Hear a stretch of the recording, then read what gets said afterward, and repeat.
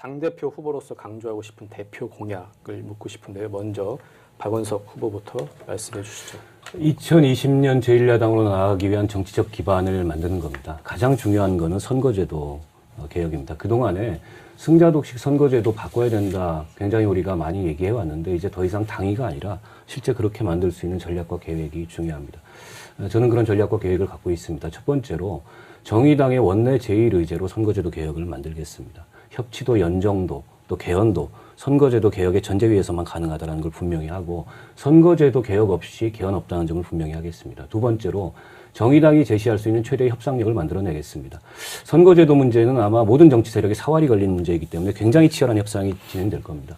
지금 노회찬 원내대표가 개헌특위에 들어가 계신데 심상정 대표가 정치개혁특위에 가도록 만들겠습니다. 네. 두 분이 각 당 지도부만이 아니라 모든 국회의원 300명을 맨투맨으로 휘젓는 그런 강력한 원내 정치할 수 있도록 대표가 돼서 뒷받침하겠습니다. 세 번째로 원내 협상만 가지고 안 됩니다. 결국에는 국회 밖에서 어떤 국민의 여론, 어떤 광장의 여론을 만들어지는 것가 중요합니다.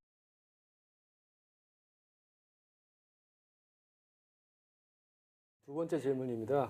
지금 문재인 정부가 촛불 정권 이제 개혁을 이제 표방을 하고 있죠.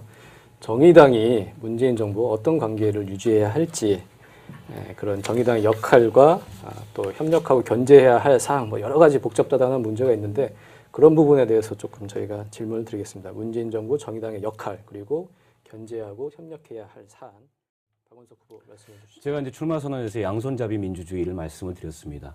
정의당의 왼손은 이념과 가치를 더 분명하게 해야 됩니다. 자유평등연대, 생태평화라는 가치와 정의로운 복지국가라는 그런 비전은 더 체계화되고 날카로워져야 됩니다. 우리는 한국의 사회민주주의의 개척자가 되겠다는 저는 포부를 제시한 바 있습니다. 정의당의 길과 문재인 정부의 갈 길이 다르다는 점을 한편으로 분명하게 만들어야 됩니다. 다른 한편으로 정의당의 오른손은 유능한 변화를 만들어야 됩니다. 문재인 정부가 추진할 적폐청산과 정상국가로의 개혁, 여기에 협력하고 함께 해야 됩니다. 동시에 정의당이 앞장서서 선도해야 할 사회개혁과 복지국가의 길을 개척해야 됩니다. 문재인 정부의 개혁 속에 우리의 성과를 만드는 것이 굉장히 중요합니다. 때문에 발목 잡는 야당이 아니라 협력할 것은 협력하고 견인할 것은 견인하는 그런 책임 있는 야당의 역할을 하는 것이 중요하다고 생각합니다. 네.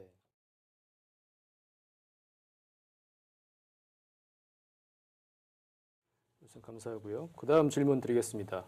심상정 대표가 2년 동안 당의 대표도 맡았고 대선 후보로서의 역할도 수행을 했습니다. 어쨌든 지금 이번 당대표 경선은 포스트 심상정을 이제 뽑는 그런 경선인데 그러면 내가 심상정 대표보다 잘할 수 있다. 당연히 그렇게 생각하셔야 될 것 같아요. 내가 심상정보다 잘할 수 있는 이유 간단하게 설명을 부탁드리겠습니다. 박원석 후보부터 말씀해 주시죠. 예, 뭐 청출어람, 청어람이라는 말이 네. 있지 않습니까? 사실 저는 심상정 후보가 발탁해서 진보 정치로 왔고 또 노회찬, 유시민, 천호선 전직 대표들의 활동을 보고 배우면서 진보 정치인으로 성장을 했습니다. 저는 그분들의 장점을 모두 수렴해서 사실은 더 나은 정말 청출어람, 청어람하는 그런 당대표가 되겠다. 이런 각오를 말씀을 드리고요. 심상정 대표보다 잘하는 게 중요한 게 아니라 이 시점에서 정의당의 비전을 개척할 수 있는 그런 대표가 되는 게 중요하고 그 점에서 상대 후보보다 내가 뭐가 나은가라는 점이 중요하다고 생각합니다. 제가 앞서도 말씀드렸듯이 25살에 참여연대를 만들고 또 18년간 운동을 하면서 시민운동의 리더십을 키웠습니다. 그리고 19대 국회에 와서 유감없이 그 리더십을 발휘했고 정치인으로 변화했습니다. 진보정당에서는 국회의원만 맡은 게 아니고 진보정당의 여러 당직 또 시도당 위원장까지 맡으면서 정당 리더십을 키웠습니다.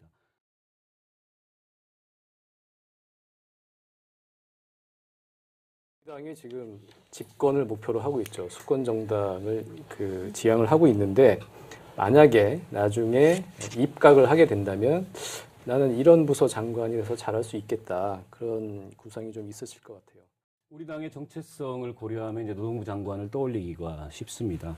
그런데 정의당은 복지국가를 지향하는 정당입니다. 정의당의 비전으로 볼 때 나라 살림과 또 거시경제, 재정 문제에 대한 전문성이 반드시 필요합니다. 기획재정부가 중장기 재정계획을 어떻게 짜느냐에 따라서 정책 방향이 달라질 수 있습니다. 제가 국회 4년 동안 기획재정위원으로 활동했고 소수정당의 국회의원으로서는 유일했습니다. 그리고 경제 관료들에 맞서서 좋은 의정 활동을 펼쳤다고 자부합니다. 때문에 기획재정부 장관이 돼서 복지국가라는 정의당의 비전을, 정의당의 그 가치를 실현할 수 있는 그런 자리에 입각을 하고 싶습니다. 네.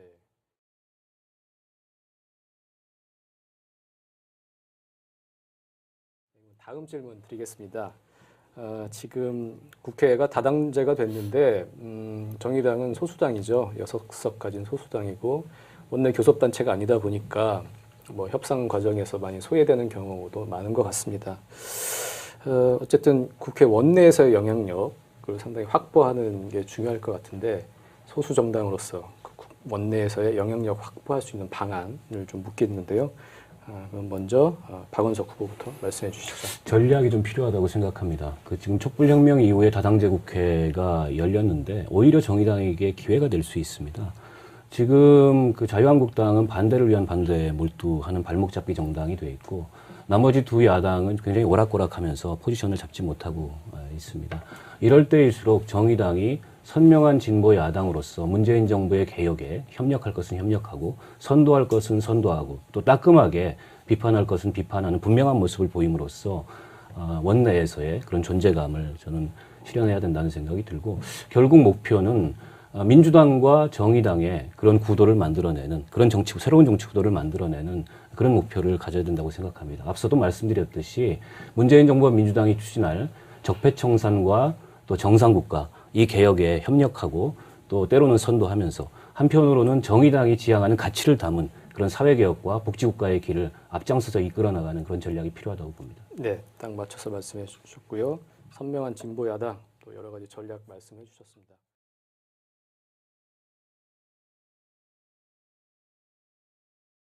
지금 국회에서 개헌 논의가 한창입니다. 내년 지방선거를 목표로 개헌안을 만들고 오랜만에 정말 수십 년 만에 헌법 개정을 하겠다. 지금 이런 국민적 공감대가 어느 정도 지금 형성이 된 것 같아요.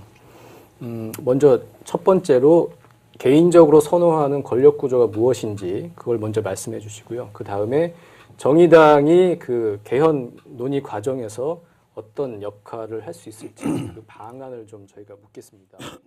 예, 정당의 책임 정치라는 측면에서 개인적으로는 내각제를 선호합니다. 근데 이제 앞서도 말씀하셨듯이 정당 정치가 그다지 국민들로부터 신뢰를 받고 있지 못한 상황에서 내각제는 자칫 독이 될 수 있고 실현 가능성도 굉장히 떨어집니다. 때문에 정당 정치에 대한 국민의 신뢰를 확보하는 것이 우선돼야 되고 거기에 있어서는 선거제도 개혁이 핵심입니다. 지금 한번 선거가 진행되고 나면은 1,000만 표 이상의 사표가 발생합니다. 국민의 이런 주권이 사표로 나타나는 이런 선거제도 반드시 바꿔야 됩니다. 그렇지 않으면 지금처럼 국민의 의사가 제대로 대변되지 않는, 즉 민의가 반쪽으로 왜곡되는 그런 국회가 됩니다. 국민을 닮은 국회를 만들기 위해서 선거제도 개혁이 어쩌면 개헌보다 더 중요한 문제다라는 점을 좀 분명하게 말씀드리고 싶고요. 지금 각 당이 개헌특위에 나와서 개헌 얘기를 하고 있는데 그 어떤 당도 자신들의 개헌안이 없습니다.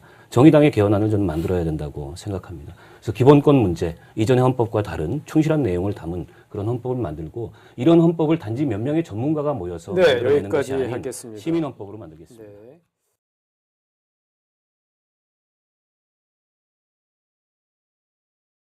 자, 그다음 질문입니다. 얼마 전에 50억 정당 후원회가 부활이 됐습니다. 정의당의 상당히 이제 단비와도 같은 소식이었을 것 같은데요. 선거가 있는 해에는 이제 100억까지 가능하죠. 당의 대표로서, 당의 리더로서 살림살이를 챙기고 돈을 모아오고 이게 상당히 중요한 역할일 것 같아요. 어떤 식으로 한도 다 채우실 자신 있으신 거죠? 네. 그죠? 그럼 어떻게 그 한도를 채울 것인지 보관을 말씀해 주시죠. 박원석 후보. 22억은 아마 아닐 겁니다. 국회의원 모금한 돈 1억 5천이기 때문에. 그래서 돌려줬습니다. 22억이 그러면 들어와서. 22억이요? 네. 2억 2천이. 2억 2천. 죄송합니다. 이건 시간에서 좀 제외해 주시죠. 예, 다시 시작하겠습니다. 예. 팩트 체크 중요하니까요. 예, 시작하시죠. 예, 지난 2005년도에 민주노동당이 55억을 모금했던 적이 있었습니다. 그때 다른 정당들은 불과 6억, 2억 이렇게 모금할 때였기 때문에 진보정당에는 그런 모금의 DNA가 있다. 이 점을 좀 분명하게 말씀을 드리고 싶고요. 제가 19대 국회에서 정치원금을 4년 내내 가장 많이 모았던 모금왕입니다. 네. 자신이 있습니다. 그래서 정치자금 이 후원회를 위한 특별기구를 구성을 해서 정말 전문가들을 초빙을 해서 과학적인 그런 모금 전략을 세우고 당대표가 앞장서서 전당적인 모금 운동을 벌이겠습니다. 시민들이 정당에 돈을 보내는 것은 앞서 이정미 의원도 말씀하셨듯이 정치적 지지의 의사를 표현한 겁니다. 때문에 모금과 또 정당에 대한 지지, 우리 당의 외연을 넓히는 것과 분리되는 게 아닙니다. 정당의 다양한 활동을 통해서 그 활동으로 모금의 성과를 만들어내고 또 다양한 정의당을 지지하는 분들과 함께 정의당이 이 돈을 가지고 좋은 정치를 만들 수 있다는 그런 자신감을 불어넣는 그런 모금 활동을 하겠습니다. 네.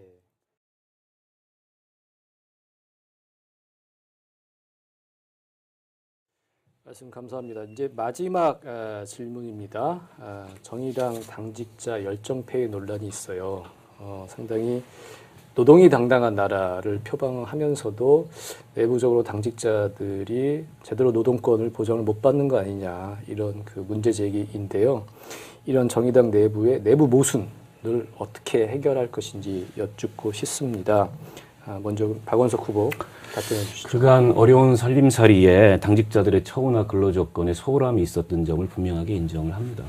심상정 대표가 3기 당대표가 되면서 노동조합이 만들어졌고 단체협약을 시작을 했고 또 근로조건에 있어서도 일부 개선이 있었습니다. 하지만 여전히 충분치 못합니다. 진보정당에 정말 헌신적이고 좋은 당직자들이 있는데 이들이 일방적으로 헌신하다가 당을 떠나는 경우들이 그동안에 많았습니다. 이거는 진보정당에서 사람을 키우는 좋은 방식은 아닙니다. 때문에 당직자들에게 노동자로서 자부심을 가질 수 있는 충분한 처우를 보장해야 되고 또 자기 성장과 개발의 기회를 부여해야 된다고 생각합니다. 저는 노동조합과 정의당 노동조합과 더 강한 그런 이 단체 협약을 맺을 것이고 그리고 노동조합의 권리를 최대한 보장하는 그런 당대표가 되겠다 이런 말씀드리겠습니다. 네.